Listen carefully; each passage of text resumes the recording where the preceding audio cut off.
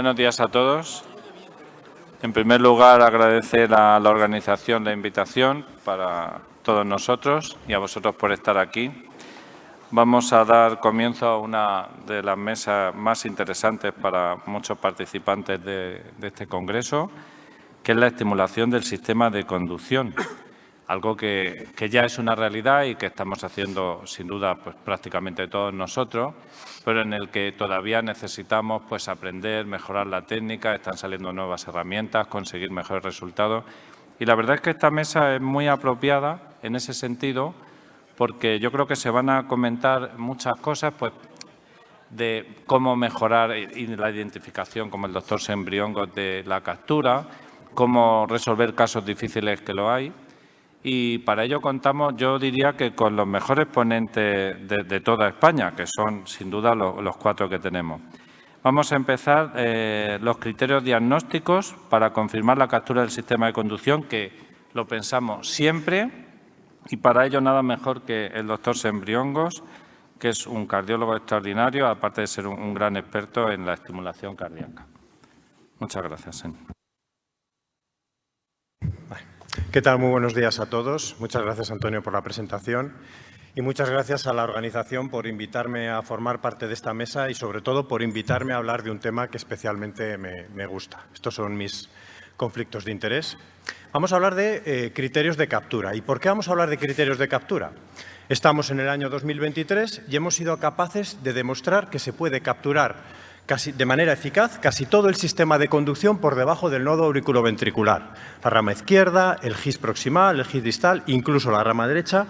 Pero claro, no todo es tan bonito como yo llevo un cable al sistema de conducción y todo está capturado, sino que dentro de los distintos tipos de captura pues existen zonas grises, zonas en las que se puede estar capturando una cosa o la otra y por eso necesitamos criterios que nos ayuden a saber dónde estamos. Yo me voy a centrar en esta zona, en los criterios que nos ayudan a diferenciar la captura de la rama izquierda del haz de GIS de la captura del septo profundo. Voy a dejar los aspectos de la estimulación gisiana para el doctor Moriñas, que seguro que luego nos ilustrará. Vamos a empezar, por ejemplo, con un ejemplo. Vosotros estáis en vuestro centro, estáis haciendo estimulación de rama izquierda, metéis el cable al septo profundo y os encontráis con esta morfología. Como veis ahí, tiene un tiempo de activación V6 de 86 milisegundos, una distancia entre picos de 33 milisegundos. Y la pregunta es esa: ¿esto es captura de rama izquierda? Yo estoy convencido que aquí muchos dicen, no lo sé, pero a mí me gusta y yo voy pelando. Y otros muchos me diréis, hombre, no sé, dame algo más, ¿no? Dame algo más. Os doy el electrobasal. El paciente tiene un bloqueo de rama izquierda. Bueno, todavía no vamos a dar la solución, no os preocupéis.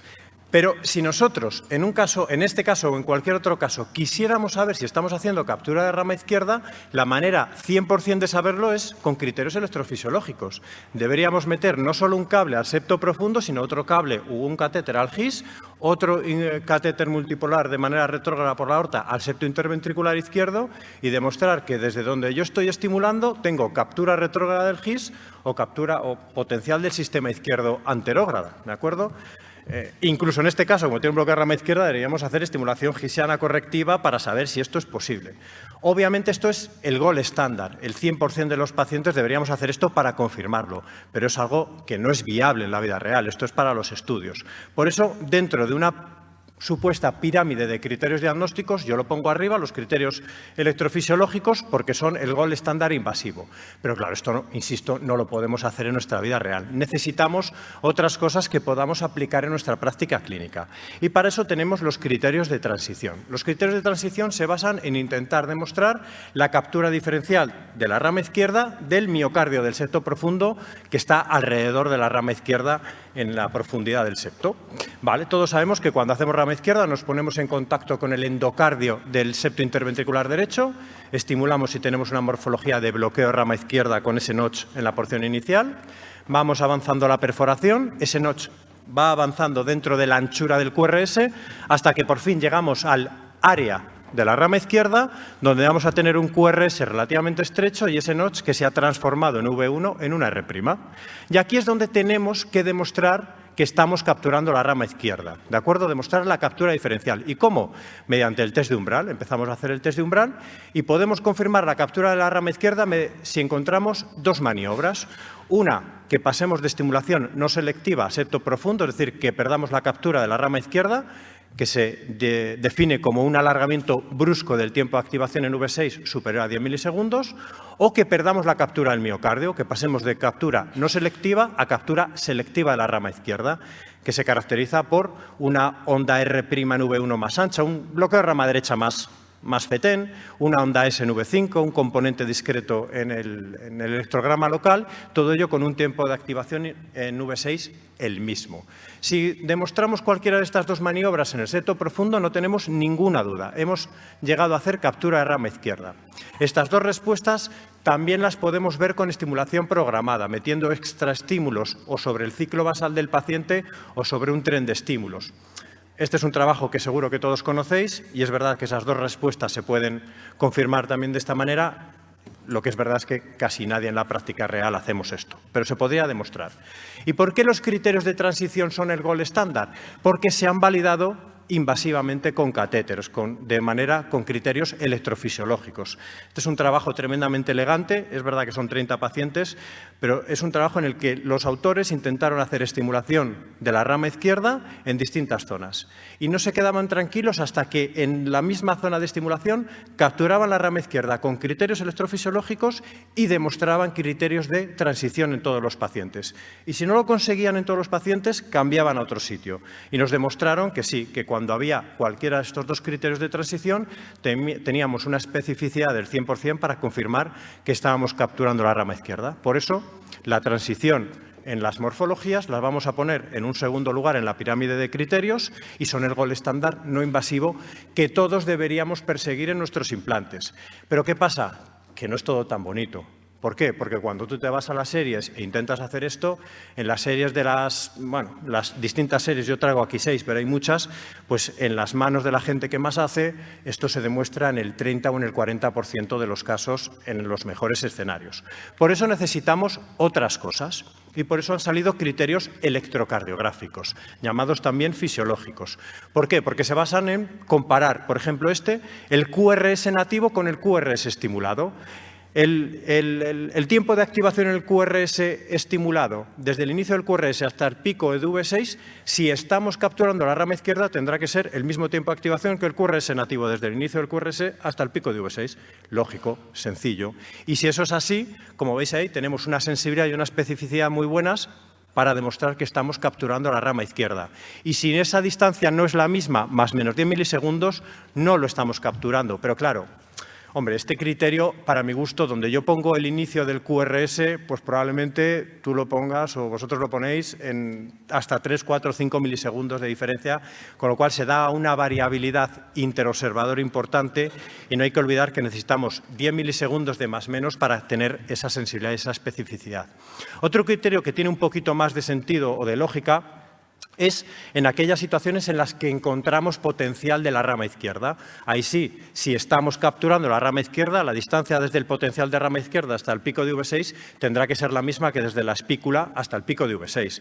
Esto en el fondo es transformar lo que sabíamos del GIS a un poquito más abajo, a la rama izquierda. Y si eso lo demostramos más menos 10 milisegundos también, pues ahí tenemos, como veis, una especificidad, que es lo que buscamos, muy buena y una sensibilidad también buena. Pero claro, ojalá fuera todo tan bonito, porque claro, el potencial de rama izquierda, lo mismo, en el mejor de los escenarios se encuentra en la mitad de los casos, en la otra mitad no lo tenemos, porque los pacientes con bloque de rama izquierda no vamos a tener potencial de rama izquierda a no ser que hagamos estimulación gisiana correctiva, porque esos 10 milisegundos que están ahí para más o menos, para tener esa sensibilidad y especificidad, pues los tenemos que añadir. Y porque, como sabéis, ahora mismo hay mucha captura fascicular y en la captura fascicular tenemos morfologías en V6 tipo RS en la que la validez de este criterio probablemente no sea tan fidedigna. Y luego tenemos lo que todos utilizamos en nuestra práctica habitual cuando no encontramos otra cosa, que es el tiempo de activación de manera aislada en V6, que todos sabéis que si el paciente tiene un QRS estrecho, todo lo que esté por debajo de 74 milisegundos nos asegura la captura de la rama izquierda, y si tiene un trastorno de la conducción por la rama izquierda, todo lo que esté por debajo de 80 milisegundos nos asegura que estamos capturando la rama izquierda. Y también tenemos este, que para mi gusto es uno de los que más me gusta, que es la distancia entre picos, del pico de V6 al pico de V1, que lo que hace es comparar la activación del ventrículo izquierdo y del ventrículo derecho, la distancia que hay entre las activaciones de ambos ventrículos. Lógicamente, si yo estoy capturando el sistema de conducción, la activación del ventrículo izquierdo es muy precoz, con lo cual se aleja la del ventrículo derecho. Y si dejo de capturar el ventrículo izquierdo y lo capturo por el músculo, lógicamente el ventrículo izquierdo se activa más tarde y se aproxima a la activación del ventrículo derecho. Con lo cual, cuanto mayor es esta distancia, más validez tiene para demostrar que estamos capturando la rama izquierda. Y toda esa distancia, o si la distancia supera los 44 milisegundos, pues tenemos 100% de especificidad para demostrar que estamos capturando la rama izquierda. Pero, insisto, no todo es tan bonito. ¿Por qué? Porque estos criterios aislados, el tiempo de activación en V6 y la distancia entre picos, tienen problemas. Y los problemas son pues que hay zonas grises y que un mismo valor nos puede demostrar captura de la rama izquierda y un mismo valor nos puede demostrar captura del septo profundo. Y si nosotros decimos, vale, yo me pongo mi punto de corte de un 100% de especificidad y así sé que todo lo que esté por debajo va a ser captura de la rama izquierda. Sí, lo va a ser, pero como veis ahí voy a dejar muchos valores que van a ser captura de la rama izquierda y los voy a llamar de otra manera errónea. Puedo tomar el punto de rendimiento óptimo, ese que balancea mejor sensibilidad y especificidad. Pues sí, me puede ayudar también, pero nada de esto es perfecto. Con lo cual, como nada es perfecto, hemos dicho, pues vamos a combinar criterios. Si el tiempo de activación en V6 sabemos que más de la mitad de los pacientes con captura de la rama izquierda tienen un tiempo de activación en V6 mayor a 75 milisegundos, pues vamos a combinar ese criterio con la distancia entre picos. Y estos autores lo que demostraron es que la combinación de esos dos criterios pues mantenía una especificidad, como veis ahí, muy buena, por encima del 94%, y mejoraba la sensibilidad, con lo cual parece que la combinación de criterios nos puede ayudar en nuestra vida diaria. Nuestro grupo hemos hecho algo parecido, hemos ido un poquito más allá, hemos combinado el tiempo de activación en V6, la distancia entre picos y el tiempo de activación desde la espícula hasta el pico en la derivación a VL. Y estos tres factores combinados nos han dado un poder diagnóstico del 98%, como veis ahí, para diagnosticar la captura de la rama izquierda. Y mediante un score, una puntuación asignada a cada uno de estos valores, si la puntuación supera 3 o más puntos, pues tenemos una sensibilidad de casi el 90% y una especificidad del 100% para demostrar que estamos capturando la rama izquierda. Con lo cual, pues dentro de la pirámide, todos estos criterios electrocardiográficos los pongo en tercer lugar, no porque no valgan, todo lo contrario, son los más usados y los más usables en vida real, pero es verdad que ninguno se ha validado electrofisiológicamente. Y luego tenemos otras cosas, como los latidos de atornillamiento, que se basan en, vale, es muy difícil demostrar la captura diferencial cuando yo estoy en el septo profundo. Vale, ¿por qué? Porque la refractariedad de los tejidos pues a veces es la misma, el umbral a veces es el mismo. Pero a medida que yo voy perforando, voy irritando, voy excitando los tejidos y voy generando extrasístoles de donde voy irritando. Y eso es lo que demostraron estos autores. Cuando tú vas perforando y aparecen extrasístoles que tienen un QRS estrecho, como vemos aquí, aquí, un QRS estrecho con una R' en la derivación V1, pues porque parece que estás en el área de la rama izquierda, como veis ahí, con valores de sensibilidad y especificidad muy buenos. Pero ojo, esto no deja de ser un marcador de que estamos llegando a lo que queremos. Una vez que llegamos ahí, tenemos que confirmarlo con cualquiera de los criterios anteriores. Y luego, bueno, no me voy a detener mucho más por falta de tiempo. Estos son dos trabajos del mismo grupo chino muy buenos y muy elegantes, pero es verdad que no han tenido mucha relevancia las guías de práctica clínica, ¿de acuerdo? Y bueno, pues estos últimos trabajos los voy a poner aquí abajo. ¿Por qué? Porque son técnicas complementarias que en un momento dado nos pueden ayudar a confirmar la captura de la rama izquierda. Pero claro, y toda esta pirámide, ¿cómo la ponemos en nuestra vida real? ¿Cómo la usamos? ¿Qué usamos primero? ¿Qué usamos después? Pues para eso tenemos el algoritmo de trabajo que han propuesto el reciente documento de la ERA, que nos dice que para asegurarnos de que tengamos captura de la rama izquierda, tenemos que demostrar criterios de transición. Si no encontramos los criterios de transición, ya nos vamos a los criterios electrocardiográficos. Si el tiempo de activación en V6 es menor a 75 u a 80, si el paciente tiene un bloqueo de rama izquierdo, ya estoy seguro. ¿Que no se me cumple esto anterior? Me voy a la distancia entre picos. ¿Que la distancia entre picos es mayor a 44 milisegundos? Tengo confirmación de captura de la rama izquierda. ¿Que todo esto no se cumple? Pues ya bajo mi umbral de exigencia, ya me voy a valores menores, distancia entre picos superior a 33 milisegundos, tiempo de activación en V6 por debajo de 85 o de 100, y ahí ya digo, bueno, que es probable que esté capturando la rama izquierda. Y si nada de lo anterior se cumple, pues tendré que ponerle el apellido de estimulación septal profunda. Y si alguno se ha quedado con la intriga de qué era esto, ¿qué apostamos? La mesa, ¿qué decís? ¿Lo es? ¿No lo es? Con un tiempo de activación en V6 de 86 milisegundos y una distancia entre picos de 33, tienes una... Bueno, pues probablemente, ¿no? Lo que nos dice el documento es que probablemente. Bueno, hicimos el test de umbral y tuvimos la suerte, en este caso, de que cuando bajamos de 0,75 a 0,5 milisegundos, hubo un alargamiento de, en este caso, 15 milisegundos en el tiempo de activación en V6, con lo cual ya no nos quedó ninguna duda de que, en este caso, sí que estábamos capturando la rama izquierda. Muchas gracias a todos por la atención.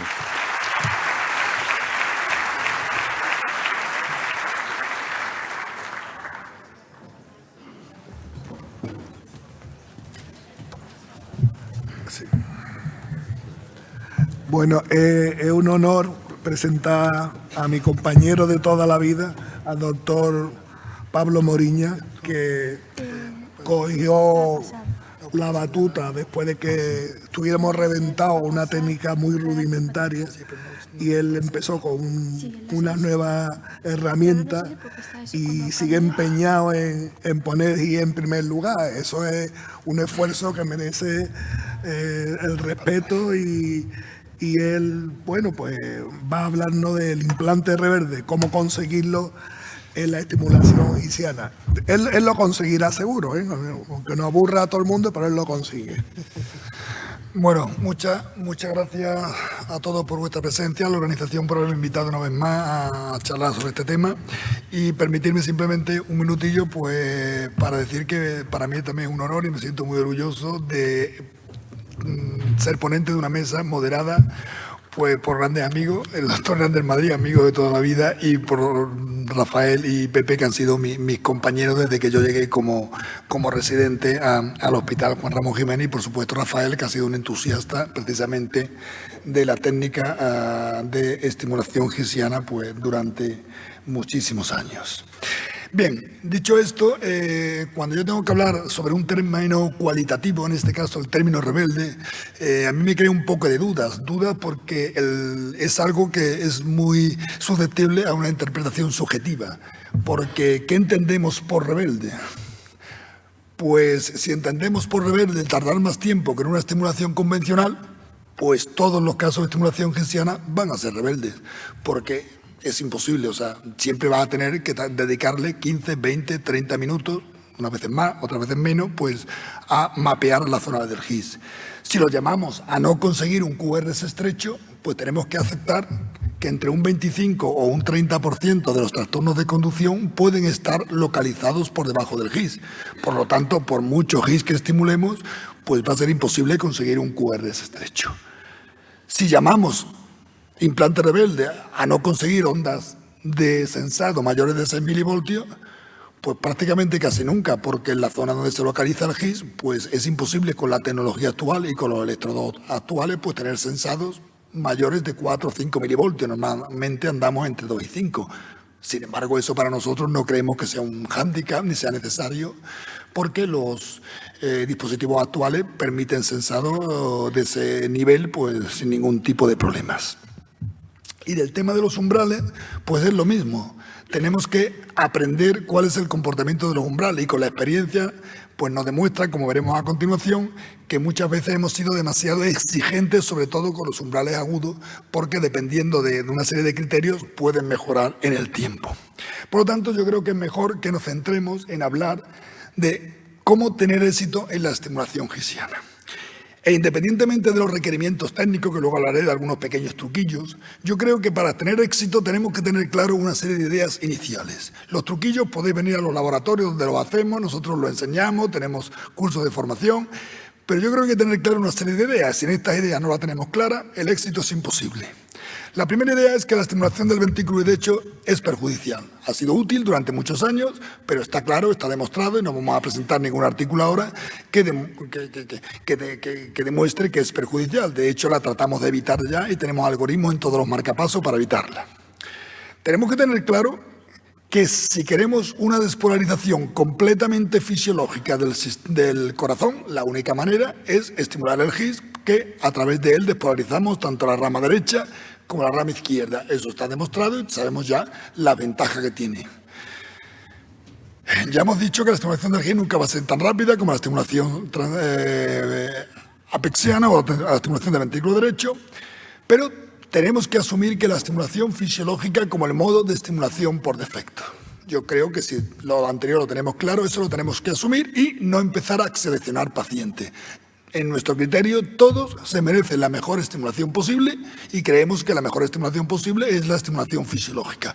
Luego, en el momento que empecemos a seleccionar, probablemente nuestra tasa de éxito y nuestra tasa de implante rebelde va a ser muy alta porque no tendremos la habilidad suficiente. Pero por último, hablando ya específicamente de la estimulación gisiana, yo creo que tenemos que eliminar una serie de samberitos que se han colgado y de leyendas urbanas, por así decirlo, sobre la estimulación gisiana. Estos son los samberitos que se han colgado. Es muy difícil, se necesita mucha infraestructura, los parámetros de estimulación son muy malos, los electrodos se dislocan, los umbrales empeoran a largo plazo, son cosas que oigo y que se van diciendo sobre esto. Y creo que tenemos que eliminarlo y dejar claro que esto realmente no es tan así. ¿Por qué estos estigmas? Pues probablemente porque los primeros casos de estimulación gisiana que datan del año 2000, los dos artículos, el de Desmo y el nuestro, que son prácticamente de la misma fecha, pues tuvieron que hacerse con una técnica rudimentaria. Estas son las manos de Rafael confeccionando guías, era un maestro en la confección de guías preformadas, utilizando cables convencionales y con eso pues teníamos que llegar al GIS. Esta es la técnica que está publicada en YouTube, en un vídeo. Yo no voy a poner el vídeo, pero el que quiera lo puede consultar, cómo se hacía, cómo lo hacíamos, era realmente laborioso. Y con esta técnica nosotros, desde el año 2000, pues demostramos que el GIS se podía estimular, nos permitía registrar, mapear y estimular temporalmente. Y cuando después de grandes dificultades conseguíamos fijarlo, pues realmente el resultado era buenísimo. ¿Cuál era el problema? Que la tasa de éxito era poco previsible y poco reproducible. Realmente, pues no podíamos de alguna manera exportar esto. Pero aquí hubo un punto de inflexión, que fue este artículo del doctor Zano, que consiguió un éxito muy bueno con el uso de vaina. De tal manera que en nuestro criterio, pues probablemente el uso de vaina debe ser ya el estándar del implante del electrodo. Yo digo futuro, pero yo creo que debería ser ya el presente. Y en este metaanálisis del propio Zano, pues se demostró en azul la tasa de éxito tan alta, lo conoceréis todo, tan que había con el uso de la vaina, y estos son nuestras tasas de éxito. Los rojitos son los nuestros, una tasa de éxito muy limitada por la técnica rudimentaria. Sin embargo, esto era todo solo estimulación gisiana, a pesar de todo, y mezclando todos los resultados, los umbrales que teníamos con esa técnica no eran tan malos. Estábamos alrededor de 1,7 y evidentemente no aumentaban con el tiempo. Hoy ya disponemos de estas herramientas. La herramienta clásica, la más utilizada por todo el mundo, es el 3830, todos conoceréis este electrodo, de hélice no retráctil, y las dos vainas de que tiene Medtronic, la dirigible y la no dirigible. Otras casas han incorporado, y Boston pues, ha diseñado otra serie de vainas. Estas permiten ya introducir electrodos de hélice retráctil, con diferentes curvas para diferentes posibilidades. También Biotronia ha diseñado sus vainas. Pero yo quiero demostrar un poco la prueba de que estos sanbenitos del GIS no son reales. Y lo quiero un poco demostrar con los resultados de un proyecto de colaboración que hicimos con un hospital vecino, el Hospital Infantalena. Casualmente en Huelva pues tenemos el hospital comarcal a 500 metros del hospital regional, del hospital general. Por temas, bueno, no vamos a entrar por qué. Pero bueno, independientemente son dos hospitales, el hospital comarcal y allí ponen marcapaso. Y estas son sus herramientas, estas no son diapositivas mías, son diapositivas prestadas. Esta es la sala, una sala pequeñísima con un dispositivo ahí que han apañado de registro de señales y unos rayos muy limitados, o sea, recursos muy limitados. Y estos son sus resultados. Iniciamos un programa de formación en el año 2020 y fueron incrementando, y este es el resultado del éxito de implante de estimulación gisiana después de 3 años de formación. Ellos ya por defecto hacen estimulación con vaina, estimulación gisiana. Si no es posible el GIS, pues van bajando en el sistema de conducción hasta conseguir la mejor captura posible. Pero su tasa de éxito es del 82% en un hospital que estamos hablando que hace 50, 60 primoimplantes aproximadamente anuales. Con umbrales, que ahí los tenéis, son umbrales que han revisado ellos, que están alrededor de 1 o incluso menos, con unos tiempos de copia que han ido bajando en el tiempo y ahora ya están alrededor de 7 minutos y con un tiempo de procedimiento que ellos miden desde que entra el paciente en el quirófano hasta que sale, que están ya alrededor de 2 horas, de menos de 2 horas. Pero es más, nosotros hemos presentado este póster en el que revisamos nuestros resultados, lo digo a la hora de seleccionar, en pacientes mayores de 85 años. Tenemos 308 pacientes mayores de 85 años. Nuestra población es así, es anciana, estimulados y los resultados pues son normales. Ahí tenéis los resultados, la tasa de éxito, podéis ver el póster con umbrales a largo plazo pues dentro de lo clínicamente aceptable para la estimulación. Por lo tanto, yo creo que con esto todo esto San Benito, por así decirlo, y estos estigmas creo que debemos olvidarlo y dejarlos aparcados porque la verdad es que no son reales. Y en cuanto a qué hacer para conseguir mayor éxito, ¿cuáles son mis consejos? Vaina deflectable. Yo personalmente es la que más uso actualmente, la vaina de Medtronic, pero no puedo establecer, probablemente mi impresión esté sesgada porque es la que más uso y es la primera que se ha usado. Yo no puedo hacer una recomendación ahora sobre cuál es la mejor vaina. Lo que sí tengo que decir es que hay que usar vainas. De momento, pues yo uso esa y para mí, para el GIS, probablemente, si hablamos de estimulación más distal, a mí ya no me gusta, no me sirve, pero para el GIS, para mi gusto, es la que me da mejores resultados. Hay que hacer un mapeo amplio. Normalmente nosotros lo que hacemos es irnos con la vaina al tracto de salida, al lado ventricular, y después vamos retirando con un torque antihorario, con movimientos muy sutiles, con 2 técnicas. Lo normal es ir buscando, como veis en la diapositiva, un electrograma, ahí lo señalo, del ACGIS. Si esto no es posible, la otra posibilidad es hacer un pace mapping. Si no vemos, a veces no se ve el electrograma del GIS, pero sí se consigue captura del GIS. Afortunadamente, la captura del GIS no requiere ningún criterio, o lo captura o no lo captura, o sea, es tan fácil como eso, con lo cual es muy fácil hacer un pace mapping y ver en qué momento se captura el GIS y se normaliza el QRS.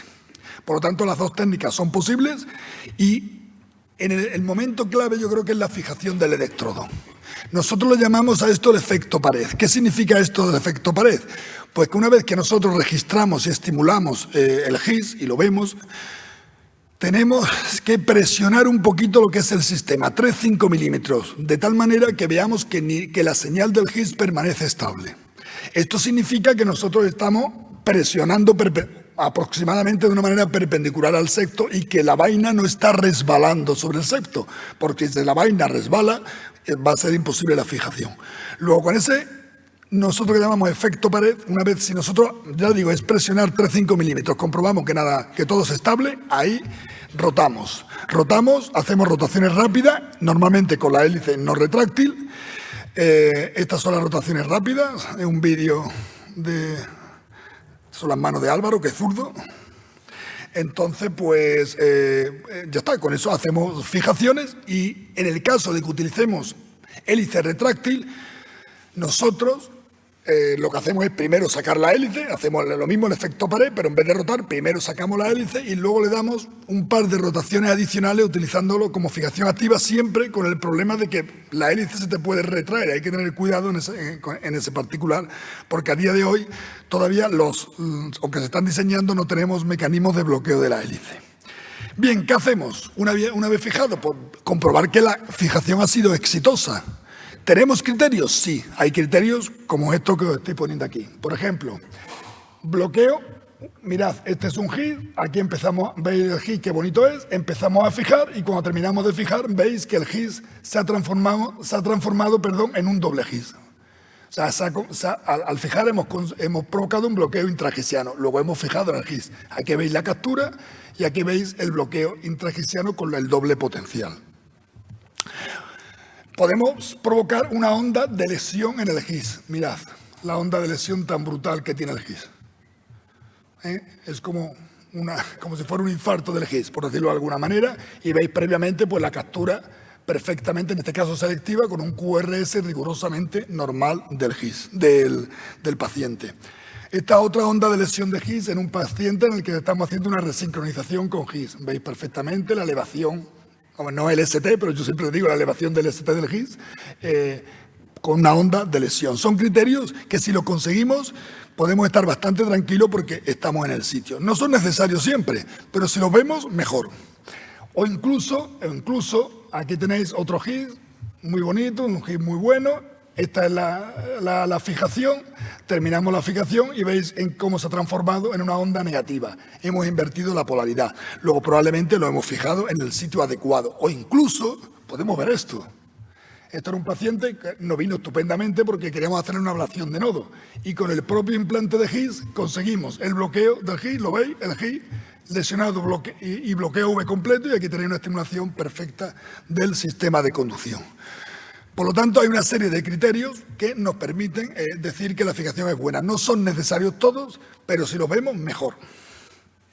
Creemos que es muy importante esto que hacemos aquí en este vídeo, que es lo que llamamos el efecto vaina. A veces, con la vaina empotrada, el umbral es muy bueno, pero cuando la retiramos, por razones que yo tengo mi propia explicación, pero no sé si es la real o no, pues el umbral sube mucho. Si eso ocurre, tenemos que recolocar el electrodo. No puede haber grandes variaciones entre el umbral con la vaina dentro y con el umbral cuando retiramos la vaina. Y siempre hacemos pues, alguna maniobra, como veis ahí, de estrés del electrodo para comprobar eso, que la fijación es correcta y que los umbrales no los cambien. A eso lo llamamos el efecto vaina. 2 minutos, Pablo.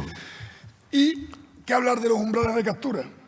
Pues sobre los umbrales de captura podemos hablar, nosotros hemos ido cambiando mucho. Normalmente, si es menor de 1,5 voltios y 0,5 milisegundos, nosotros lo aceptamos porque nuestra experiencia es que si la fijación es correcta, normalmente el umbral va a mejorar en el tiempo. Pero incluso cuando la onda de lesión es muy exagerada y tenemos umbrales altos, que dice 3 voltios, no lo puedo dejar ahí, pues ya lo dejamos. ¿Y qué hace? ¿Realmente qué es lo que hacemos? Pues que nos entretenemos, le damos un tiempo al cable a madurar, nos ponemos a hacer el cable de la aurícula, nos ponemos a hacer la bolsa, hacemos otras cosas, esperamos que pasen unos minutos y si nosotros documentamos que ese umbral que estaba en 3 voltios, al cabo de 5 minutos está en 2,5, está en 2 y al cabo de 10 minutos está ya en 1,8, lo dejamos si hay una onda de lesión, porque al día siguiente está por debajo de 1, seguro, porque ya lo tenemos comprobado. Por lo tanto, comprobamos la estabilidad de los umbrales y con las maniobras de estrés, y si todo está correcto, pues realmente pues seguimos adelante. Por lo tanto, y antes de los 2 minutos que me ha dado Rafael, yo concluyo que tenemos que desterrar esos prejuicios que se han establecido sobre la estimulación en GIS basado en experiencias pasadas, basado en experiencias antiguas, que no son las reales con las nuevas herramientas. Independientemente, en todos los laboratorios yo creo que ya deberíamos de cambiar nuestra técnica de implante y usar en el 100% de los casos las vainas para dirigir el electrodo, y yo ya no voy a hablar del GIS, sino pero donde queramos, siempre dentro del sistema de conducción para hacerlo lo más fisiológico posible. Tenemos que tener en cuenta esos detalles que os he dicho, el efecto vaina, el efecto pared, etcétera, etcétera. Y cuando el GIS no es posible, he dicho que hay un 30% de casos en el que el bloqueo está por debajo del GIS y no nos podemos empeñar, ahí no es rebeldía, eso es que es imposibilidad. Pues tenemos que recurrir a una estimulación más allá del GIS, como ya hemos visto antes, o la rama izquierda, o setar profundo, o ya nos buscamos la vida en lo que podamos. Así que muchas gracias a todos y muchas gracias a mi equipo que realmente sin ellos sería imposible llevar todo esto para adelante, con la incorporación del doctor Carreño que anda por ahí, pero que todavía no pudo salir en la foto. Así que esto es todo.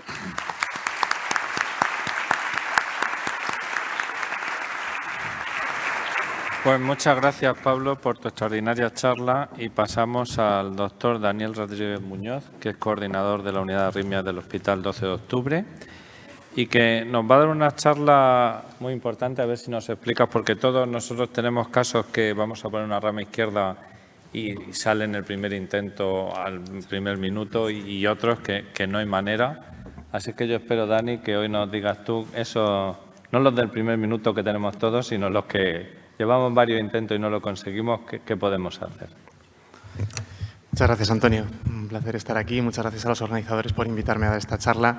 Creo que es una charla interesante. Espero que lo penséis vosotros también al final, ¿vale? Estos son mis conflictos de interés. Yo creo que lo más importante, no tengo una preferencia o un conflicto en particular de un fabricante por encima de otro. Y empiezo con una pregunta, y es una pregunta que me he hecho yo en los últimos meses. Antes de un implante, si es resincro o si es rama izquierda, ¿qué os genera más inquietud, más incertidumbre? Y yo me he hecho esta pregunta porque para mí durante un tiempo, probablemente también por la curva de aprendizaje previa, me generaba un poquito más de incertidumbre sobre el resultado o sobre mi capacidad para conseguir un resultado óptimo, la estimulación de rama izquierda que el resincro.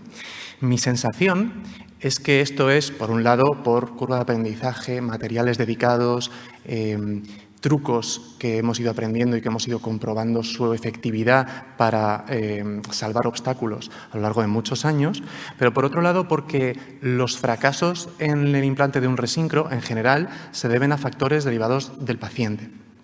No tiene ramas laterales donde quepa un cable, o esas ramas tienen un umbral muy alto, o tienen captura frénica, o no tienen retraso eléctrico, o lo que sea, pero en general, con las herramientas que tenemos hoy en día, somos capaces de llegar hasta donde queremos llegar a poner un cable. En el caso de la estimulación del sistema de conducción es distinto.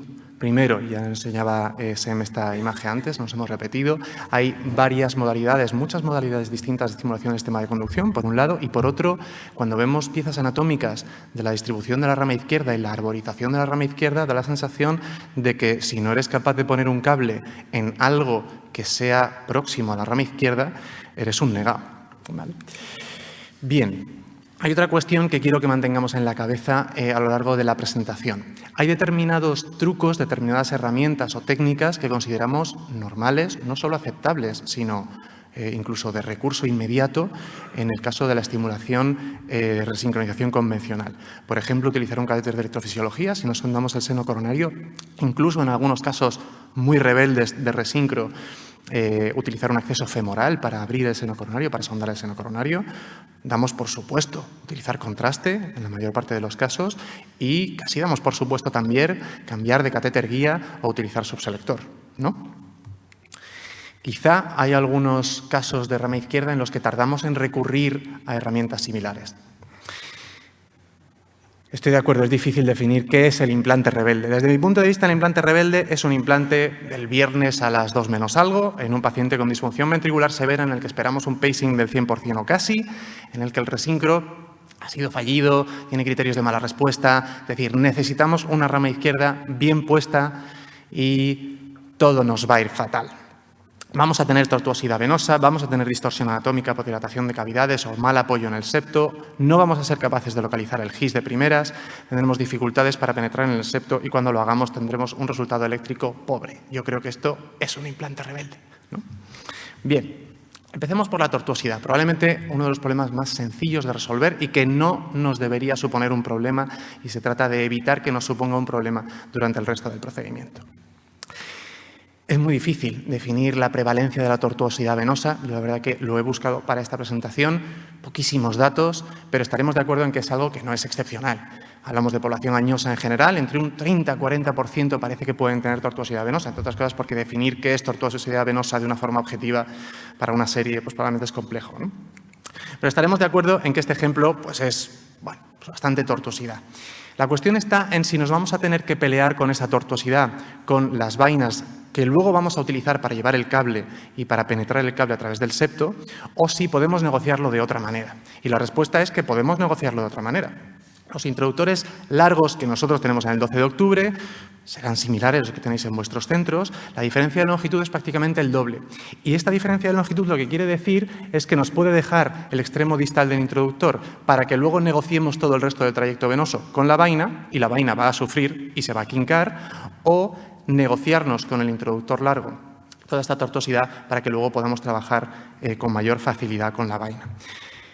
También podemos optar por vainas de mayor rigidez o vainas dirigibles, luego hablaremos de ellas. Vamos a tener distorsión anatómica, decíamos, entonces no vamos a tener la foto del paper de la demostración de la rama izquierda de la estimulación gisiana FETEN. Vamos a tener que pelearnos y vamos a tener que buscar otro apoyo. Y en este punto os tengo que presentar a nuestro concursante y mi más reciente, hace un mes y pico, implante rebelde, ¿vale? Nuestro concursante tiene 74 años, es isquémico, es dependiente de estimulación, llevaba un VDD desde 6 años antes, está ahora en FA permanente, ingresa por una parada en FV, neurológicamente va razonablemente bien y al alta tiene un eco con una FI del 27%, un QRS estimulado de más de 200 milisegundos y necesita un DAI, lógicamente, con estimulación lo mejor que podamos, ¿no? Vale, ya estáis viendo ahí que la primera aproximación que tenemos en cavidades muy dilatadas es voy a pelearme con la vaina que tengo para ver a dónde puedo llevar el cable, a qué posiciones en el septo. Y la variabilidad que me permite la vaina, una vaina de curva fija, pues es relativamente limitada, pero sí que podemos jugar con distintos apoyos para intentar llevarlo a distintos puntos del septo. Luego veremos el inconveniente que puede tener esto de jugar tanto o con mucho apoyo, incluso como el que estáis viendo aquí, ¿no? La otra opción, voy a cambiar de vaina y ya veis que en nuestro implante rebelde finalmente pues tuve que cambiar de vaina y nos vamos a una vaina dirigible, que es, ya lo decía Pablo antes, una herramienta muy útil que nos permite mapear con bastante comodidad distintas posiciones en el septo interventricular, pero que tiene sus peculiaridades, ¿vale? Estos son datos de un artículo breve publicado hace no mucho de los eventos adversos reportados en relación con la vaina C304 GIS de Medtronic, la vaina dirigible que probablemente la mayoría de vosotros conoceréis y habréis usado, en sus 2 años y medio iniciales desde la comercialización. Se reportaron 34 eventos. ¿Son muchos? ¿Son pocos? Pues en ese mismo periodo, con la C315 y con la C304 sin curva hacia GIS, pues no se habían reportado eventos, con lo cual, pues sí, son unos cuantos eventos. Y son eventos en relación con el pelado. Esta vaina, si la utilizamos, tenemos que saber que tiene sus peculiaridades para no complicarnos nosotros aún más nuestro implante que ya es rebelde, ¿vale? Primero, tenemos que dar más margen de cable que el que dejamos habitualmente antes del pelado. Esto es porque debemos eliminar completamente la deflexión de la vaina antes de pelar, porque si tenemos deflexión en la vaina, el sistema tensor, los alambres que están en la pared van a acumular tensión, nos van a dificultar el pelado o incluso en algunos casos no vamos a poder pelar completamente la vaina. Y lo veis en la foto anterior, esa válvula que tenéis abajo a la derecha, la válvula que viene con el equipo, con la vaina, no es la válvula ya que utilizamos, ni siquiera la que recomienda Medtronic habitualmente, la sustituimos por otra válvula. Esta válvula tenía determinados inconvenientes, pues cuando está abierta para manipular el cable estamos teniendo sangrado, muchas veces cuando damos torsiones rápidas del cable, esa torsión se puede acumular en la holgura que tiene la válvula con respecto al tamaño del cable, con lo cual es una válvula que ya habitualmente no utilizamos. Entonces, la que utilizamos la tenemos que pelar y es una válvula bastante dura, que hace muy buena hemostasia, pero que en algún momento en la retirada nos puede tirar del cable, con lo cual un poquito más de holgura al cable y a lo mejor incluso predilatar o humedecer la válvula hemostática. Seguimos con nuestro implante maravilloso, no localizamos el GIS. ¿Cómo de importante es esto? Pues seguro que muchos de nosotros cuando vamos a un implante de rama izquierda y de primeras vamos a buscar el GIS para tener nuestra referencia anatómica y luego irnos 1,5 cm, 2 centímetros más apical y más inferior, donde esperamos que esté la rama izquierda, pues bueno, intentamos localizarlo y si en las primeras posiciones no lo conseguimos, asumimos más o menos dónde va a estar el GIS. Y esto en algunos casos nos sale bien, pero en un implante rebelde, porque es un implante rebelde, nos va a salir mal. ¿Cómo de importante ahí es localizar el GIS? Pues es bastante importante. Y los estudios que tenemos, los artículos que tenemos de estudios anatómicos, lo que nos dicen es que el curso anatómico de la rama izquierda es muy variable y está íntimamente relacionado, lógicamente, con el curso anatómico del GIS, que también es variable. Con lo cual, en casos en los que no estemos encontrando el sitio, es razonable que empleemos unos minutos en localizar bien el GIS y, mencionábamos antes, probablemente utilizar un catéter de electrofisiología para ello es algo razonable, ¿vale? No tiene mucha historia, metemos un catéter de electrofisiología, idealmente desde el acceso venoso que ya tenemos. En algunos casos, si nos es estrictamente necesario, pues también nos podríamos plantear, como hablábamos en el caso del resincro, un acceso femoral. Por fin hemos llegado al sitio ideal para perforar el septo. En nuestro paciente habíamos llegado a un sitio que, oye, pues más o menos es razonable. Tenemos nuestra W en V1, tenemos nuestra discordancia VR, OVL y tenemos R mayor que S en 2. Pues parece un sitio razonable para intentarlo, ¿no?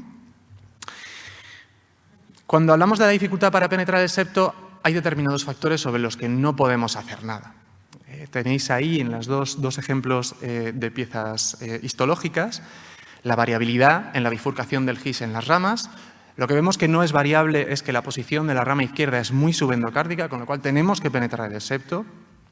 Y luego tendremos nuestra miocardiopatía infiltrativa, la fibrosis en el septo, etcétera, etcétera, cosas sobre las que no podemos hacer nada. Pero hay una cuestión muy sencilla sobre la que sí podemos y debemos hacer algo, que es utilizar sistemáticamente 2 proyecciones antes de empezar a progresar nuestro cable. Si nosotros nos fiamos de que no ahí tenemos un apoyo y el cable nos mira entre esos 10, 40 grados con respecto al plano horizontal y todo va a ir fenomenal y no miramos en OAD, podemos tener en OAD, y estos ejemplos son del documento de consenso de la ERA publicado hace poco, que también ha mencionado Sam antes, podemos tener que estamos entrando con un curso posterior o con un curso muy anterior y, por tanto, o no vamos a penetrar bien en el septo o no vamos a conseguir llegar al endocardio del ventrículo izquierdo porque vamos a tener un trayecto muy oblicuo, ¿vale? Con lo cual, fundamental que antes de empezar a progresar el cable o incluso durante la progresión del cable, si no nos progresa adecuadamente, tenemos que mirar OAI o OAD sistemáticamente, ¿vale? Probablemente la mayoría de vosotros tampoco utiliza ya contraste en un implante convencional. Nosotros, en el 12, la verdad, no utilizamos prácticamente nunca contraste, pero tenemos un implante rebelde.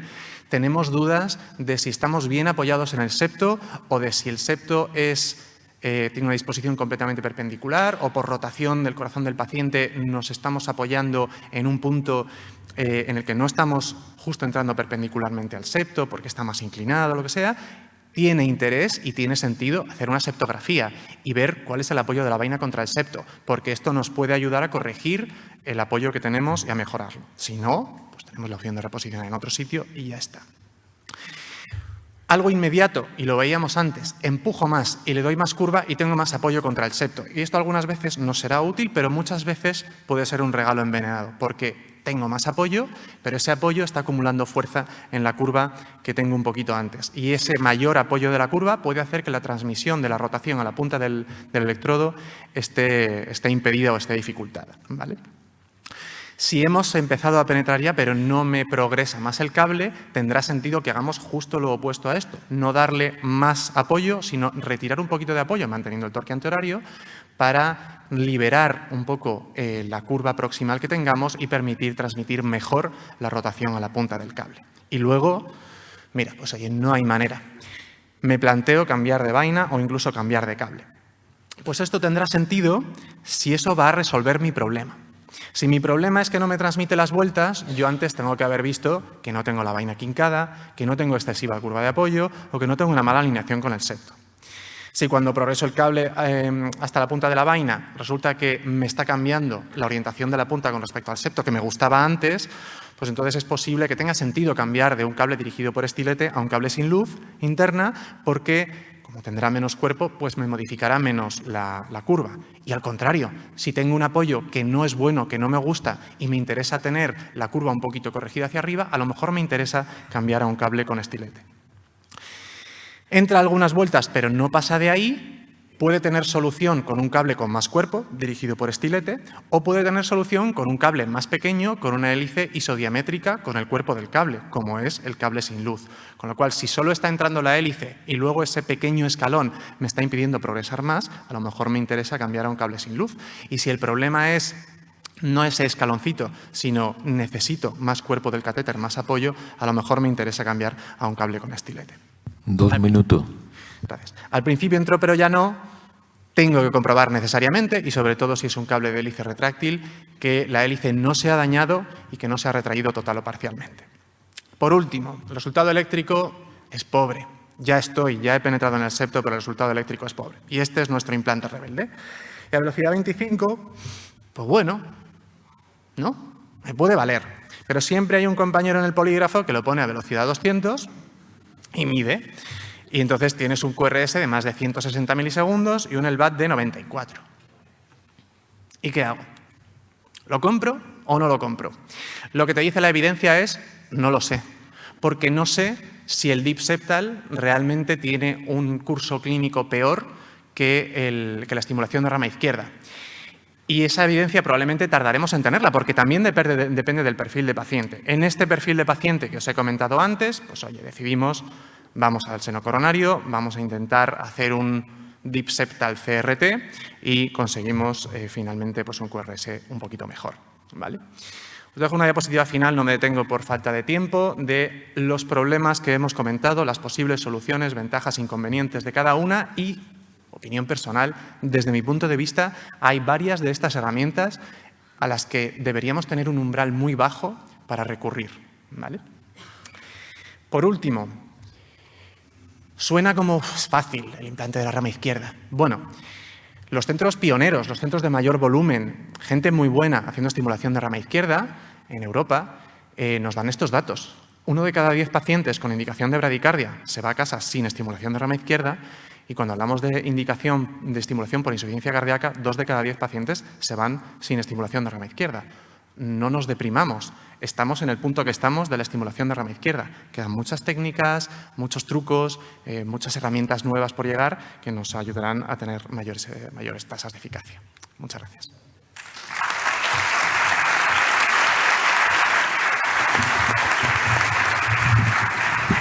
Bueno, el último ponente también es un amigo entrañable que es Manuel Molina y nos va a dar una charla que a mí la verdad que me entusiasma que me aclare un poco pues, la incertidumbre y futuro de la técnica. Seguro que necesitamos una nueva herramienta que nos ayuden a difundir todo lo que hay, ¿no? Porque seguro que todo lo que venga va a ser necesario y favorable para que la mayoría de los centros tengan la posibilidad y la confianza de implantarlo, ¿no? Muchas gracias, Pepe. Gracias a la organización por la invitación. Es un honor para mí compartir mesa con estos excepcionales ponentes y moderadores. Y yo creo que es el tema quizás más, bajo mi punto de vista, complicado porque tengo que decir, bueno, estos son mis conflictos de intereses, que no hay gran cosa.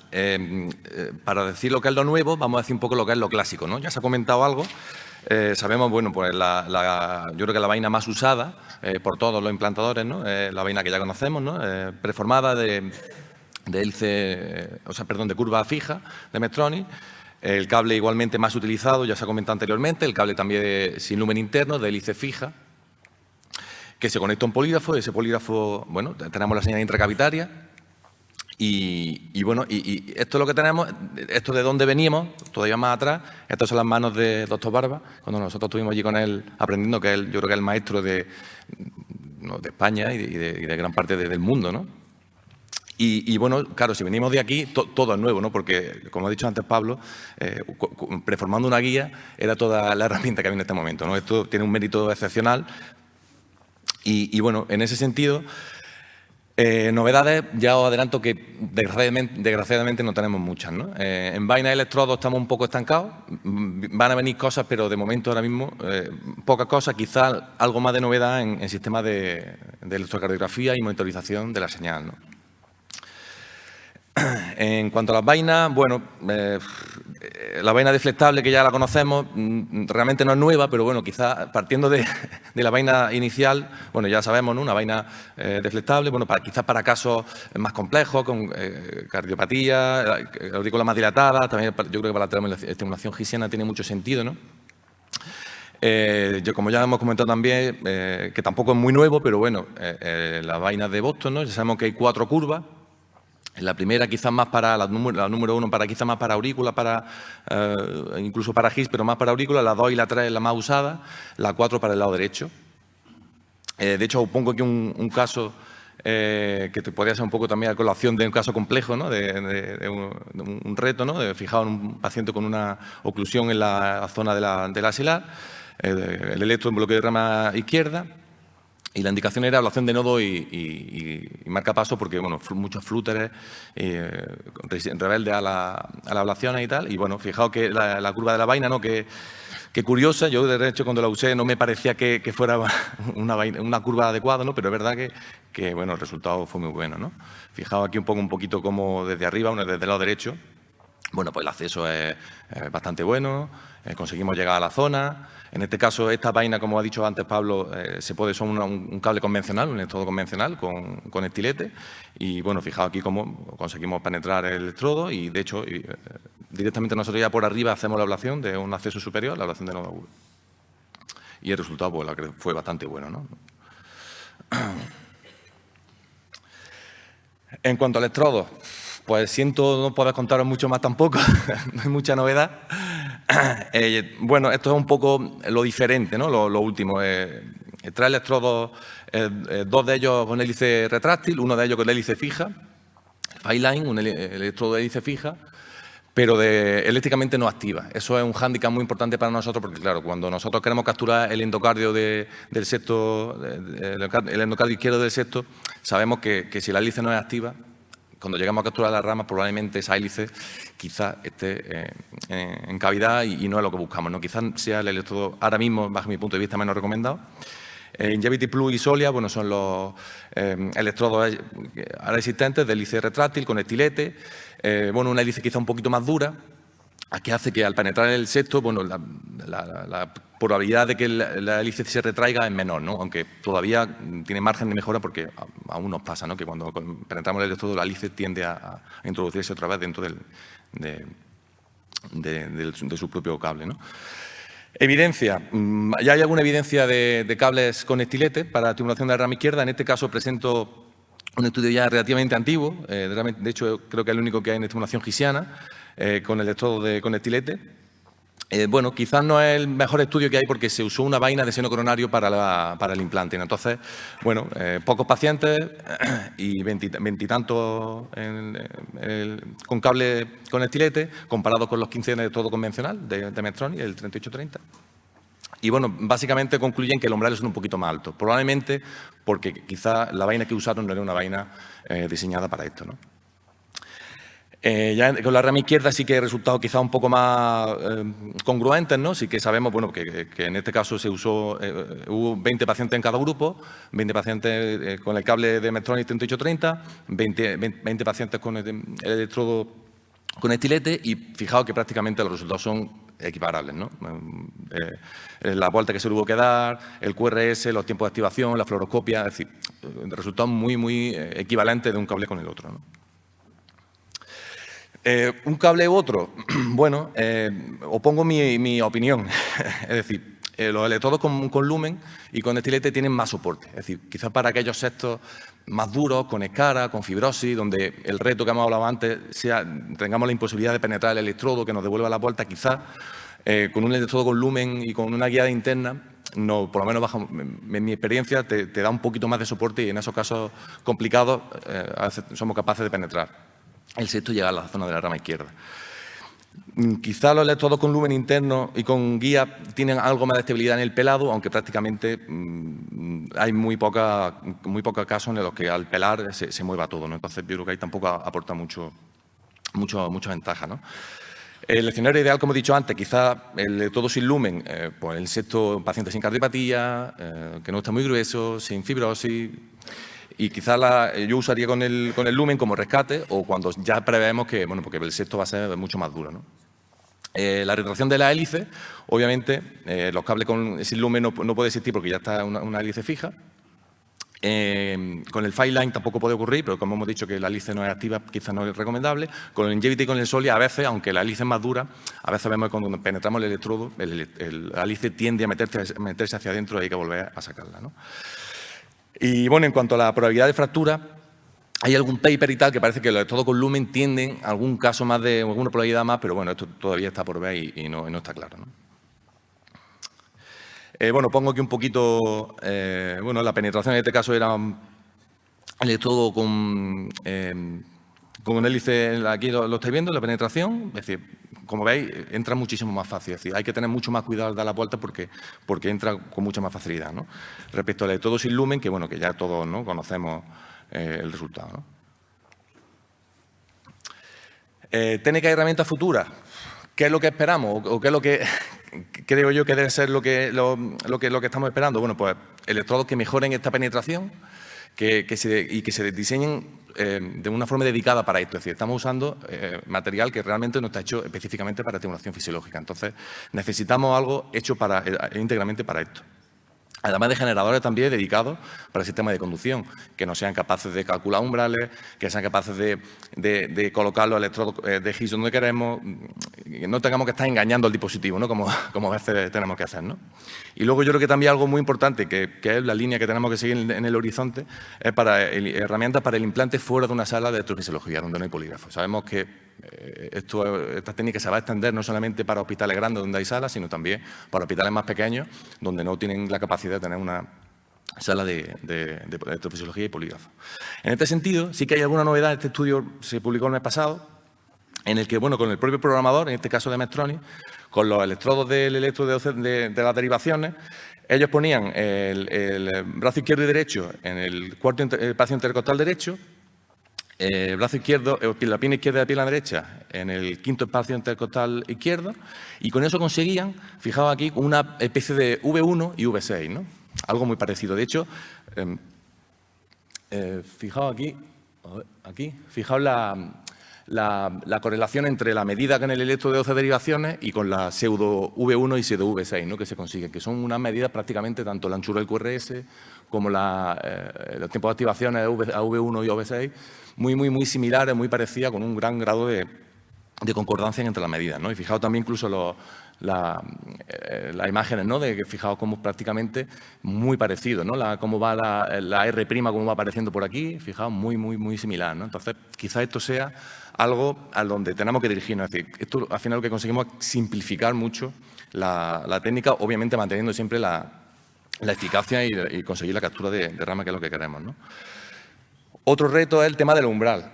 En el GIS todavía no se permite el autoumbral en estos tipos de dispositivos, lo que es una gran limitación, sobre todo a la hora de la monitorización remota.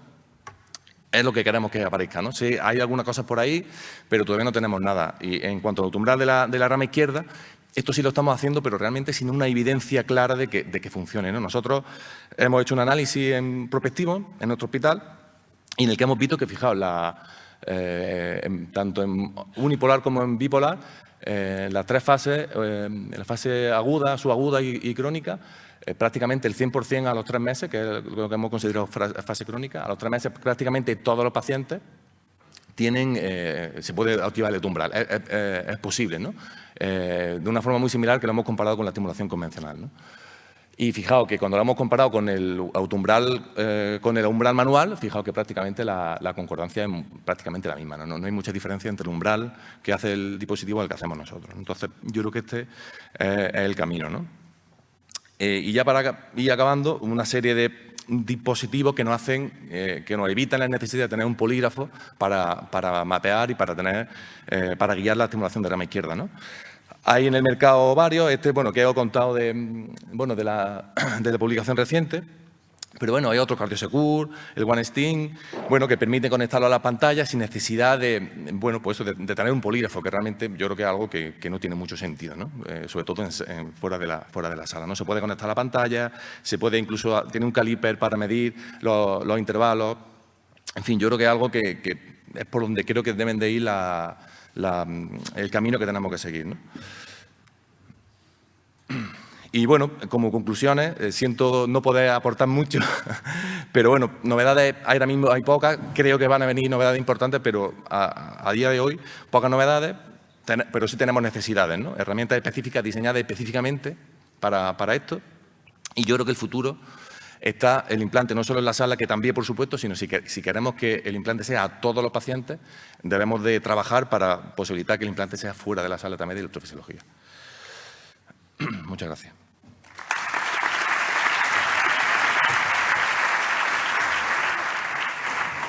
Bueno, se han terminado las presentaciones y es el momento de realizar las preguntas que estiméis oportunas. ¿Hay alguna pregunta? Bien, a ver. Es evidente que la estimulación del sistema específico ha llegado para quedarse, ¿no? Y en sus distintas variedades, tanto la estimulación gisiana, el septo, la rama, el área de la rama. En este sentido, las técnicas están virando quizá en aras de una supuesta menor exigencia técnica a la estimulación del área o de la rama izquierda, ¿no? Y yo le preguntaría a los compañeros que especialmente se dedican a la rama izquierda si cuando deciden el implante de la rama izquierda, ellos no encuentren de inicio unos parámetros de primer orden que aseguren la captura de la rama izquierda y que solo tengan o encuentren parámetros de tipo del tercer orden en donde, bueno, no está claro, es posible, lo dejo, no lo dejo. ¿Hasta cuándo están insistiendo, buscando quizás esos parámetros, esos criterios de primer orden? Porque a veces se pueden, a veces no se puede conseguir. ¿Qué experiencia tenéis en esto? ¿Insistís mucho tiempo? Contesto yo. A ver, una cosa que quiero que quede clara es que el septo interventricular no tiene que ser un queso Gruyère. ¿Vale? Sí, o sea, y hay que individualizar el caso, me refiero. Por ejemplo, yo me pongo en un caso en el que el paciente tiene indicación antibradicardia, sea por bloqueo AV, sea por disfunción sinusal, y yo solo consigo criterios de captura al septo profundo. Hombre, pues dependiendo del tiempo que tenga, de la presión que tenga ese día y del número de intentos que haya hecho, pues igual lo dejo ahí, porque siempre va a ser mejor una estimulación septal profunda que una estimulación desde el apes o desde el tracto de salida del ventrículo derecho. Otra cosa es que yo tenga un implante, como dice Dani Rebelde, un paciente con disfunción sistólica, donde yo tengo que generarle el mayor estrechamiento, la mayor sincronía posible. En ese caso me voy a empeñar hasta donde me den mis manos y mi paciencia, la técnica.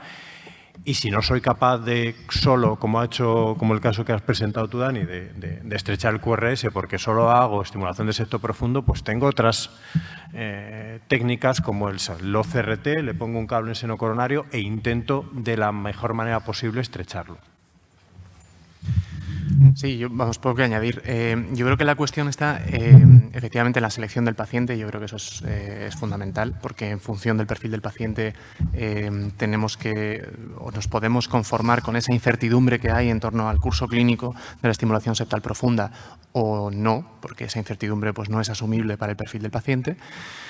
Y luego está el recurso de me voy a GIS o me voy a un LOT CRT o Deep Septal CRT o algo así, ¿no?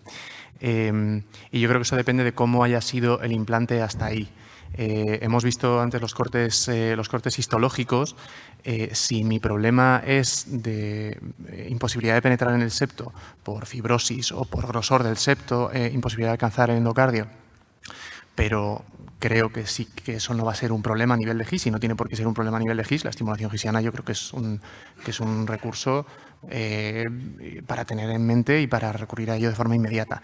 Si estoy teniendo otros problemas que creo para conseguir captura de rama izquierda, que creo que son extensibles a la captura gisiana y son más problemas de apoyo, problemas de posicionamiento en la vaina en el sitio que quiero, etcétera, o ya he intentado GIS y no lo he conseguido, pues entonces yo creo que hay perfiles de paciente, como el que he presentado, que oye, pues tenemos que intentar conseguir algo más estrecho.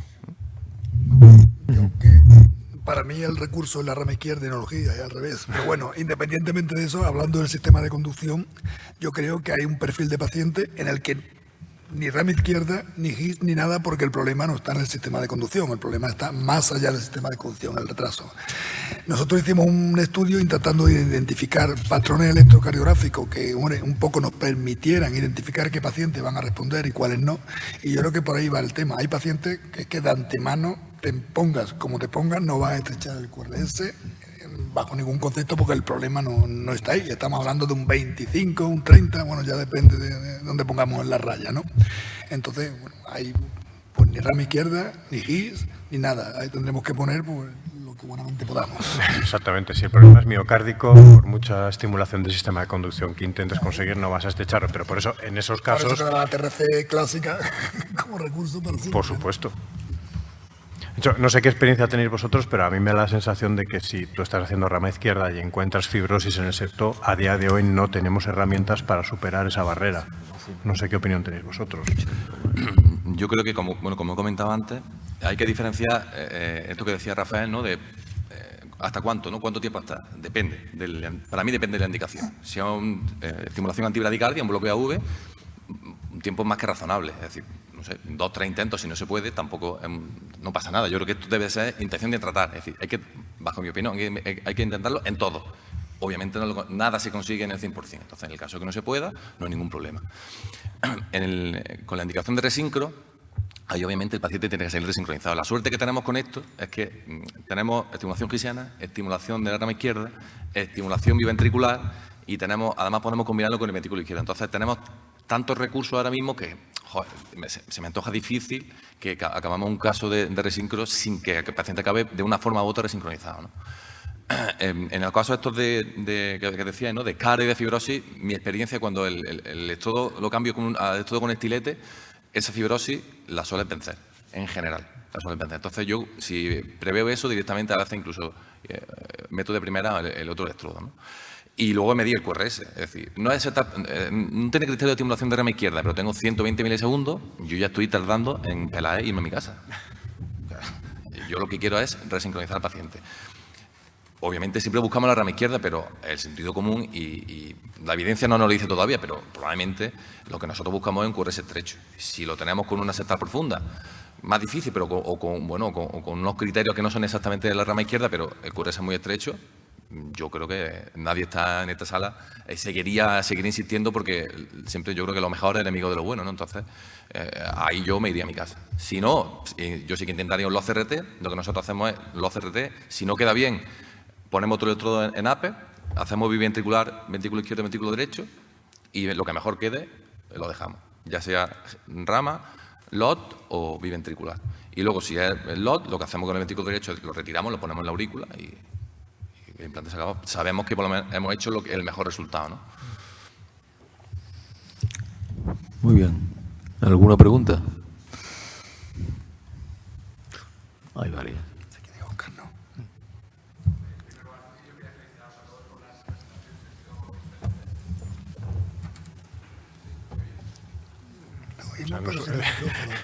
Nosotros sí.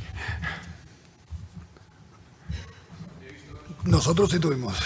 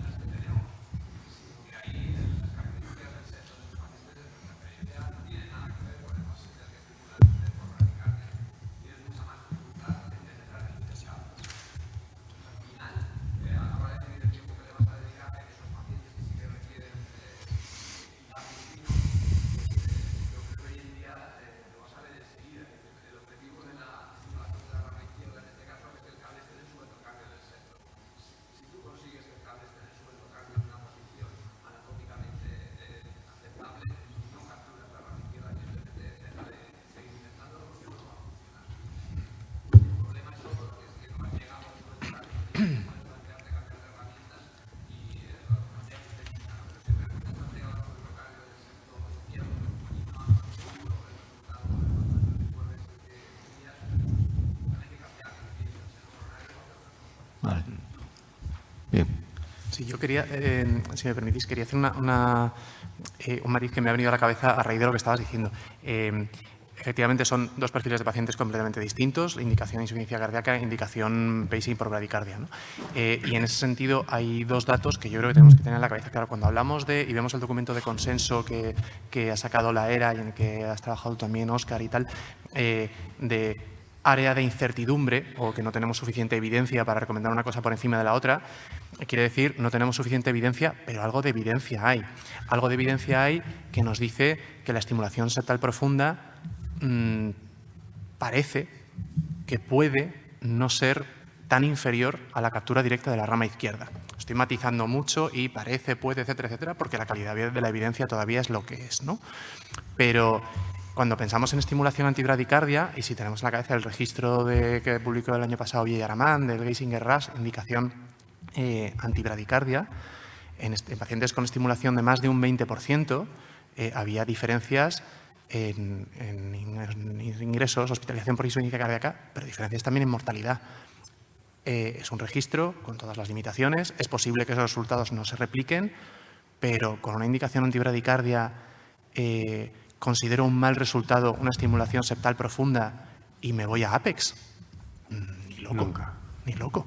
Nunca. Estimulación septal profunda, QRS razonable. Asumimos que hay una estimulación, una captura miocárdica con invasión precoz del sistema de conducción. Resultado razonable. Y dentro de 10 años a lo mejor decimos, pues fíjate, era mejor capturar directamente la rama izquierda. O a lo mejor no. Sí. ¿Alguna pregunta más? Sí, Aurelio Quesada, de Valencia, gran amigo de la mayoría de los que están en la mesa. Felicidades por la mesa. Creo que todo el mundo ha aprendido mucho sobre el cómo usar estas herramientas, pero yo quería dar un poquito de disensión sobre algo que ha dicho Pablo, muy amigo, y por eso me atrevo, de que a todo el mundo habría que ponerle estimulación fisiológica porque la estimulación ventricular, apical o septal es perjudicial. Y eso es verdad, es perjudicial. Pero que tenga repercusión clínica, eso es otro cantar. Yo tuve la suerte de vivir el principio de cuando se descubrió que estábamos haciendo cosas mal, estimulando el ventrículo, y promoví el estudio, el Prefer MVP, que era comparar pacientes que habían estado estimulados con el ventrículo derecho durante mucho tiempo y en el momento del recambio pasarlos a randomizar a estimulación ventricular, como estaban, o algún algoritmo para evitar estimulación. Y evitamos la estimulación y no pasó nada, no hubo diferencias significativas. ¿Qué quiero decir? Que si la supervivencia de la especie humana fuera 110 o 120 años, lo cual desearíamos, y aquí todos los que estamos empeñados en que sea, pese a no gestores, pues eso sería verdad. Terminaríamos todos que estén estimulados, mucho estimulados, con insuficiencia cardíaca y disfunción ventricular. Pero la mayoría de la gente necesita más tiempo y que concurran otros factores para que la estimulación ventricular sea tan perjudicial. Hay un artículo de Sweeney en Circulation que yo recomiendo a todo el mundo, en donde daba los factores donde sí que iba a ser perjudicial, que eran unos que dependían del paciente, que eran 4, insuficiencia cardíaca previa, anchura del QRS previo mayor de 120, cardiopatía isquémica, infarto agudo de miocardio y disfunción ventricular izquierda.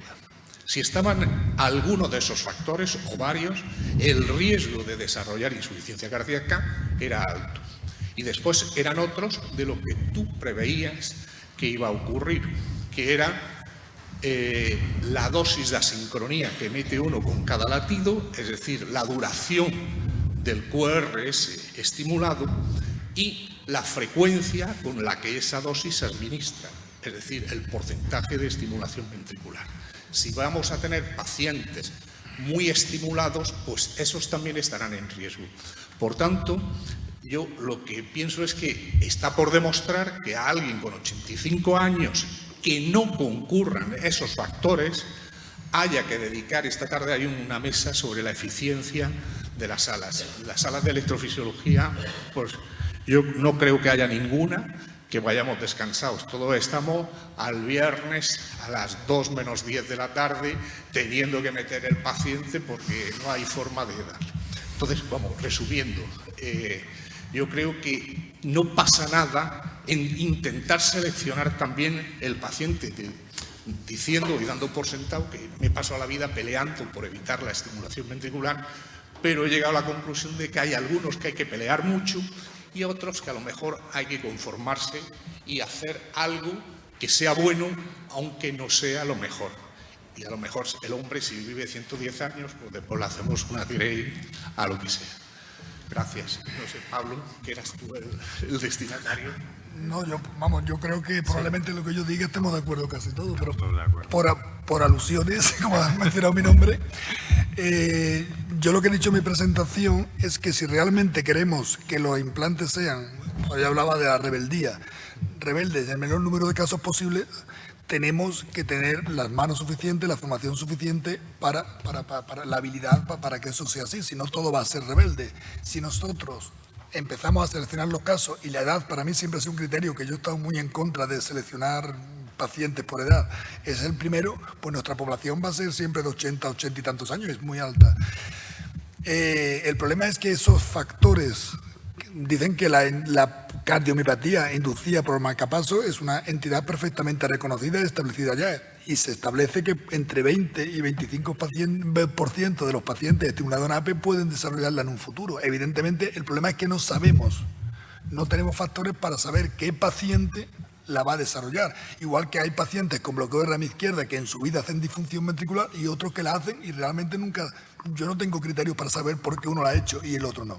Lo que sabemos es que es mala y eso yo creo que es incuestionablemente, digamos que es incuestionable. Entonces, si podemos hacer una estimulación mejor, que parece que los datos están ahí y que todo va por ese camino, que todos los estudios observacionales que tenemos apuntan a que es muchísimo mejor, lógicamente, que una estimulación antifisiológica, ¿por qué no hacerla? Porque le tenemos que dedicar 15 o 20 minutos más. Yo creo que merece la pena, evidentemente, por varias razones, porque probablemente si tenemos la habilidad de hacerlo, el día que nos llegue el paciente de 40 años que realmente lo necesite, que ahí no tengamos ninguna discusión, probablemente vamos a tener mucho más éxito a la hora de realizársela. Entonces, yo creo que el camino, mi opinión, no son los demás miembros de la mesa, es que debemos ir ya al implante de estimulación fisiológica por defecto. Ya nos vamos a... Otro día discutimos dónde, pero... Muy bien, Pablo. Y yo tenía una pregunta también para vosotros. Y es, ¿tenéis alguna experiencia ya con la combinación, como has dicho Dani, de la estimulación septal profunda, que puede ser suficiente, con los sistemas nuevos de estimulación del septo para aumentar la contractilidad? ¿Cuántos cables vamos a poner en el septo? ¿Tenéis alguno? ¿Con rama izquierda o con resincro? Yo creo que esa pregunta me la quedo, ¿no? Los sistemas de modulación de contractilidad cardíaca, para los que a lo mejor no lo tengáis muy en la cabeza, que es la pregunta que lanza Antonio con maldad, implica la colocación de 2 electrodos en el septo, 2 electrodos convencionales, con unas características de anchura de pulso, etcétera, etcétera, y de timing que no van a capturar el ventrículo, a tener captura ventricular, pero lo que sí que hacen es aumentar la concentración intramiocárdica de calcio, ¿vale? Ese es el objetivo de los cables. Claro, estos pacientes en general son pacientes que pueden necesitar, algunos no, pero que pueden necesitar estimulación, sea fisiológica, sea resíncrona. O ya la tienen. O ya la tienen. ¿Has llegado a poner alguno? Nosotros los que tenemos son con resincro. Con resincro. Nosotros también. Sí.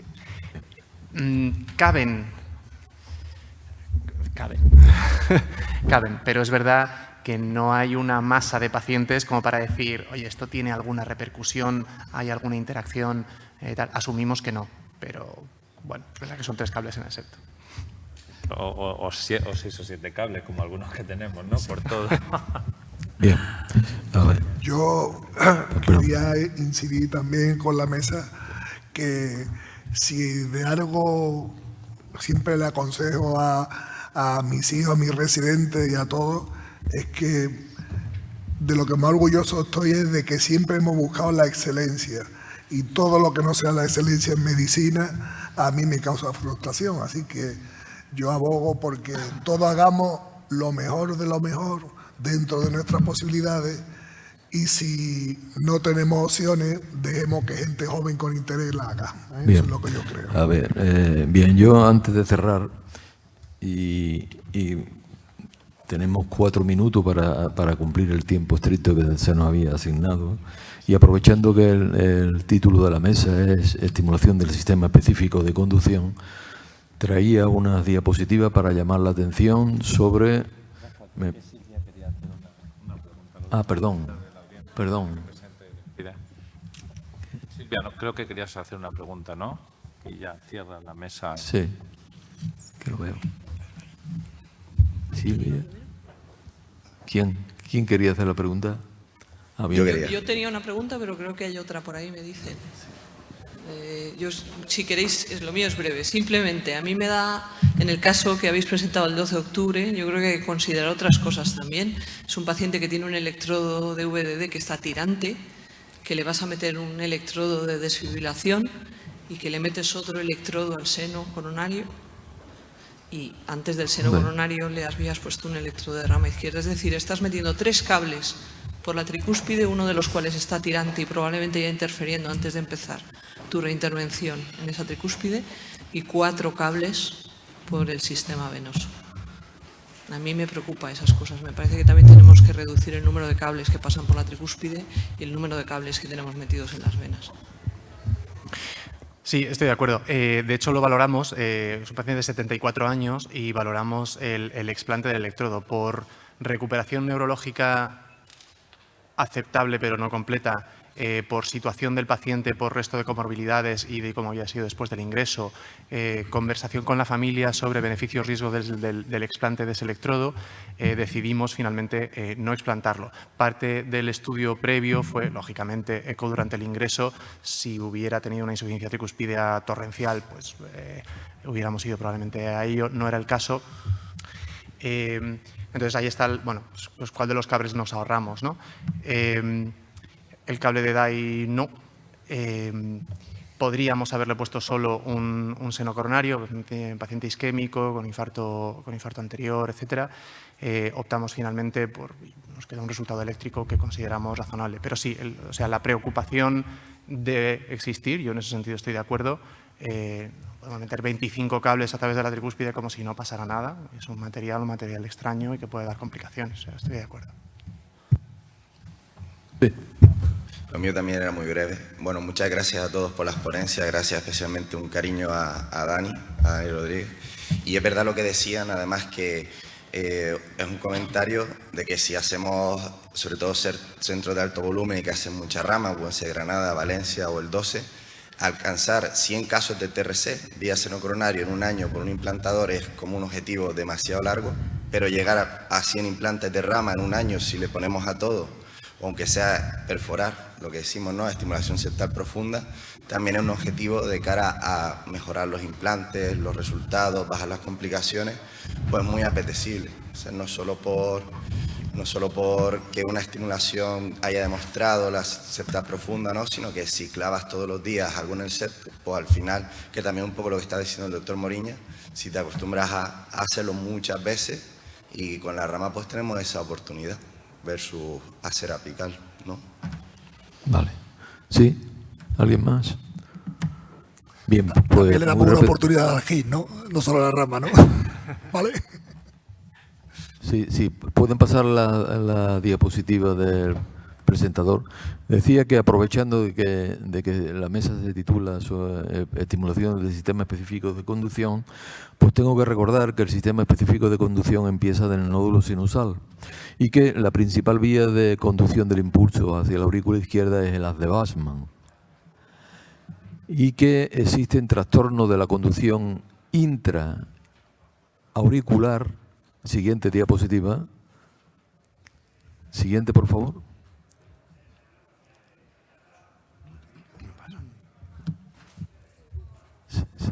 ¿Sí? No quisiera.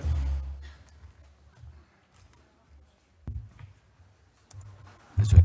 Que decía que existen trastornos de la conducción intraauricular que se pueden ver extremadamente incrementados por la estimulación desde la orejuela izquierda. Como veis aquí, una duración de la onda P en los límites, 118, se alarga hasta 164 y más con la estimulación desde la orejuela izquierda. Y cuando ya partimos de una duración de la aurícula, de un trastorno de la conducción intraauricular alargado, pues la estimulación desde la orejuela eleva enormemente la duración de la onda P.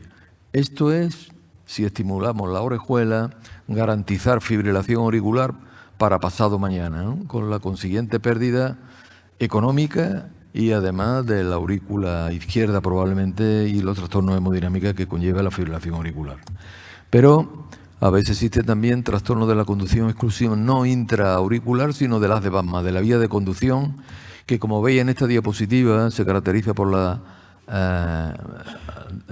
morfología de la onda P negativa, positiva, negativa en 2, 3 y AVF, porque la despolarización de la aurícula izquierda, al estar bloqueada, las de Basman, se realiza retrógradamente, y que estos trastornos de la conducción también se han relacionado con la fibrilación auricular y que a su vez podemos corregirlo cuando estimulamos el haz de Basman más allá de la zona del bloqueo, como pasaba con el haz de His. Bien, pero lo excelente, como decía el doctor Venegas, sería intentar localizar el nódulo sinusal, que siguiendo criterios electrofisiológicos, en aquellos pacientes que tienen una duración de la onda P normal, pues ahí, como veis, los electrogramas de abajo están registrado el bipolar de precocidad en cuanto a la onda P y una morfología negativa en la derivación monopolar. Cuando estimulamos en esta zona, como veis, hay una pequeña latencia y una morfología y duración de la onda P que son exactamente igual que el nódulo sinusal, porque estamos estimulando desde el nódulo sinusal. Pero si es que además aprovechamos que hacemos una estimulación en el GIS, pues entonces conseguimos una estimulación fisiológica completa, tanto en la aurícula como en el ventrículo. ¿Que lleva tiempo? ¿Que bloquea más la sala? Evidentemente, pero si nos entretenemos un poquito en tratar de mejorar la estimulación de la aurícula, pues a lo mejor nos encontramos con alguna sorpresa como con la estimulación del GIS, nada más. Muchas gracias por vuestra asistencia. Cerramos en este momento la sala y que os vaya bien.